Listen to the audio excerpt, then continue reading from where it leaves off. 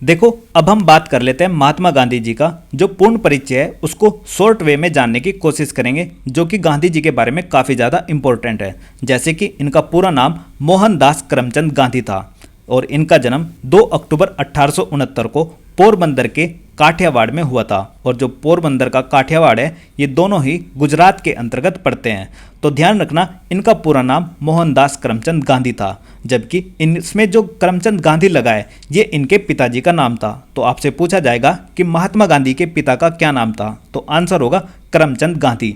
और करमचंद गांधी जी का उपनाम क्या था? काबा गांधी। महात्मा गांधी जी की माता का नाम पुतलीबाई था, लेकिन जो इनकी वाइफ थी इनका नाम कस्तूरबा गांधी था। तो पत्नी का नाम महात्मा गांधी जी की क्या था? कस्तूरबा गांधी। और 13 वर्ष की आयु में महात्मा गांधी जी का विवाह कस्तूरबा गांधी के साथ में कर दिया जाता है। अर्थात एक बाल्य अवस्था के समय पर ही गांधी जी का विवाह पत्नी के साथ कस्तूरबा गांधी के साथ कर दिया जाता है, जिससे इनको 4 पुत्रों की प्राप्ति होती है, जिनके नाम हरिलाल, मणिलाल, रामदास व देवदास थे। हरिलाल, मणिलाल, रामदास व देवदास इनके 4 पुत्र कस्तूरबा गांधी जी से प्राप्त हुए थे। और इनके जो 5वें पुत्र के रूप में जाना जाता है उनका नाम है जमनालाल बजाज। नेक्स्ट हम डिस्कस करते हैं कि जो गांधी जी हैं उनके शिष्या जो थी उनका नाम था मीराबेन, और इनकी आत्मकथा अर्थात ऑटोबायोग्राफी का नाम है सत्य के साथ मेरे प्रयोग अर्थात my experiment with truth. Mahatma Gandhi ji की जो डेथ हुई थी वह 30 जनवरी 1948 के दिल्ली के बिड़ला भवन में हुई थी और इनको गोली मारकर हत्या कर दी गई थी नथुराम गोडसे के द्वारा। इसलिए 30 जनवरी को हम गांधी जी की पुण्यतिथि के रूप में मनाते हैं, अर्थात 30 जनवरी को शहीद दिवस के रूप में गांधी जी को याद किया जाता है। और जो इनकी जन्म तिथि है उसको हम अहिंसा दिवस मनाते हैं। नेक्स्ट अगर हम बात करते हैं कि गांधी जी का जो समाधि स्थल है वह दिल्ली के अंतर्गत राजघाट स्थित है। गांधी जी के राजनीतिक गुरु गोपाल कृष्ण गोखले और दार्शनिक गुरु का नाम लियो टॉलस्टॉय था। तो आपसे काफ़ी बार पूछा जाएगा कि गांधी जी के दार्शनिक गुरु कौन थे, तो लियो टॉलस्टॉय गांधी जी के दार्शनिक गुरु थे। नेक्स्ट हम बात करते हैं गांधी जी वकालत की पढ़ाई पढ़ने के लिए इंग्लैंड कब गए थे, तो ये गए थे 1888 से 1891 के बीच में। और जो भी कोई व्यक्ति वकालत की पढ़ाई यूरोप से करके आता है तो हम उसको क्या बोलते हैं? बैरिस्टर बोलते हैं। यानी कि उस पढ़ाई का नाम होता है बैरिस्ट्री। जैसे हमारे यहाँ पर एलएलबी होती है ऐसे ही वहाँ पर क्या बोलते हैं? बैरिस्ट्री बोलते हैं। और जो भी कोई व्यक्ति इस पढ़ाई को पढ़कर आता है इंग्लैंड से उसको हम क्या बोलते हैं? बैरिस्टर बोलते हैं। तो गांधी जी क्या थे? बैरिस्टर थे। इसके बाद गांधी जी 1893 में दक्षिण अफ्रीका के अंतर्गत चले गए अब्दुल्ला का मुकदमा सुनने के लिए। ये सारी बातें हम डिस्कस कर चुके हैं। और नेक्स्ट उसके बाद में गांधी जी दक्षिण अफ्रीका से परमानेंटली 9 जनवरी 1915 को भारत में आ जाते हैं। और इसलिए 9 जनवरी को हम क्या मनाते हैं? भारतीय प्रवासी दिवस या फिर प्रवासी भारतीय दिवस NRI डे के रूप में मनाया जाता है। और इस दिन को सर्वप्रथम हमने 2003 में मनाया था और इस वर्ष 2023 का NRI डे बनाया गया, वह बनाया गया मध्य प्रदेश के इंदौर शहर के अंतर्गत। और इस बार का वह 17वें नंबर का प्रवासी भारतीय दिवस था। नेक्स्ट हम बात करते हैं कि सत्याग्रह का प्रथम प्रयोग गांधी जी ने कहां पर किया था, तो आंसर होगा अफ्रीका। अफ्रीका के अंतर्गत वर्ष 1906 ईस्वी में एशियाटिक रजिस्ट्रेशन एक्ट के खिलाफ गांधी जी ने सत्याग्रह का प्रयोग किया था। तो ये सारी की सारी चीजें हम डिटेल में डिस्कस कर चुके हैं लेक्चर में। नेक्स्ट हम बात करते हैं कि गांधी जी ने भारत के अंतर्गत प्रथम सत्याग्रह कब किया था, तो वो किया था चंपारण में। और चंपारण कहां पर पड़ता है? बिहार के अंतर्गत। और ये किया गया था वर्ष 1917 ईस्वी में। और जो चंपारण सत्याग्रह है इसको हम किसान आंदोलन के रूप में भी जानते हैं, क्योंकि एक किसान नेता थे रामचंद्र शुक्ल। इनके इनविटेशन पर महात्मा गांधी जी बिहार के चंपारण शहर में जाते हैं और वहां पर यह अपना भारत में पहला सत्याग्रह करते हैं।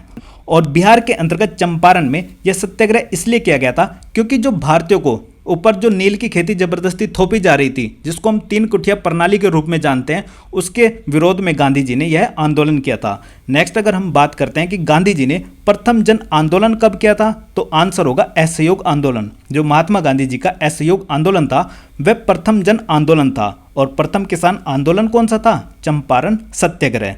नेक्स्ट प्रथम भूख हड़ताल आंदोलन, ये अहमदाबाद मिल मजदूर आंदोलन था। अहमदाबाद मिल मजदूर आंदोलन को हम क्या कहते हैं? प्रथम भूख हड़ताल आंदोलन है।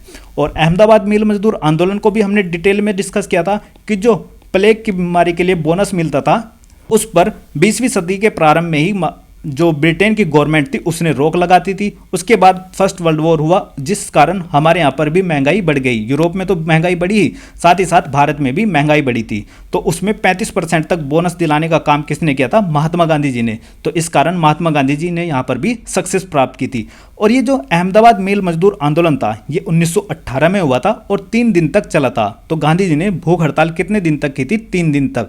और ये एक ऐसा आंदोलन था जिसमें महात्मा गांधी जी ने चरखे का प्रयोग भी किया था। नेक्स्ट, महात्मा गांधी जी की जो उपाधि हैं अर्थात टाइटल्स हैं ये काफ़ी ज़्यादा इंपॉर्टेंट है, पूछे जाते हैं। तो मोहनदास करमचंद गांधी को महात्मा की उपाधि रविंद्रनाथ टैगोर के द्वारा दी गई थी। और जो हमारे प्रथम प्रधानमंत्री जवाहरलाल नेहरू जी हैं इन्होंने इनको बापू के नाम से संबोधित किया था। और वहीं पर जो सुभाष चंद्र बोस जी हैं उन्होंने महात्मा गांधी जी को राष्ट्रपिता की उपाधि दी थी। तो ध्यान से याद रखना है आपको कि जो रविंद्रनाथ टैगोर हैं इन्होंने महात्मा की उपाधि दी, जवाहरलाल नेहरू ने बापू की उपाधि दी और सुभाष चंद्र बोस ने राष्ट्रपिता की उपाधि दी।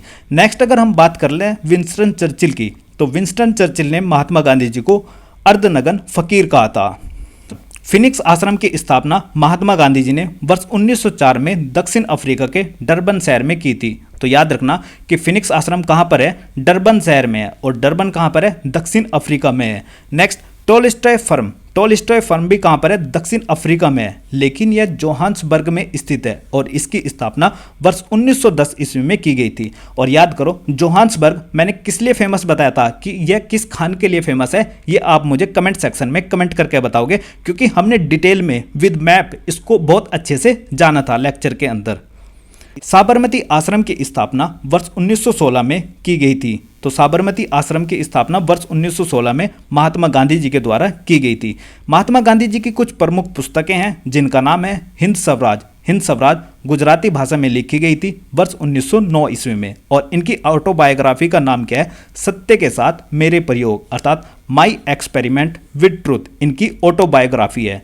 मेरे सपनों का भारत भी इनकी एक फेमस बुक है। नेक्स्ट अगर हम बात करते हैं प्रमुख समाचार पत्र के बारे में, तो इनके थे यंग इंडिया 1919 में, इंडियन ओपिनियन जो दक्षिण अफ्रीका में ही चलाया था 1903 ईस्वी में, नवजीवन जिसको गुजराती भाषा में 1925 में लॉन्च किया, और द ग्रीन पैम्पलेट इसको राजकोट में लॉन्च किया था। और वहीं पर जो हरिजन है इसको 1933 में प्रकाशित किया था। तो ये कुछ महात्मा गांधी जी के प्रमुख समाचार पत्र थे जिनको याद रखना है। जैसे आपसे पूछा जाएगा कि इंडियन ओपिनियन को कहां पर लॉन्च किया गया था, तो आंसर होगा दक्षिण अफ्रीका में। कब किया? 1903 में। नेक्स्ट हम बात करते हैं जो टाइम पत्रिका है, टाइम पत्रिका के द्वारा महात्मा गांधी जी को मैन ऑफ द ईयर घोषित किया गया था। किस वर्ष? वर्ष 1930 ईस्वी में। तो आपसे पूछा जाएगा कि महात्मा गांधी जी को मैन ऑफ द ईयर किस वर्ष घोषित किया गया था, तो आंसर होगा 1930। और किस मैगजीन के द्वारा? टाइम पत्रिका मैगजीन के द्वारा। तो देखो ये महात्मा गांधी जी से रिलेटेड कुछ फैक्चुअल इन्फॉर्मेशन थी जिसको हमने 1 बाय 1 करके शॉर्ट में जानने की कोशिश की। बाकी हम डिटेल में बहुत अच्छे तरीके से इसको डिस्कस कर चुके हैं। अगर आपने उस वीडियो को नहीं देखा है तो आप इस वीडियो को जाकर देख लीजिए।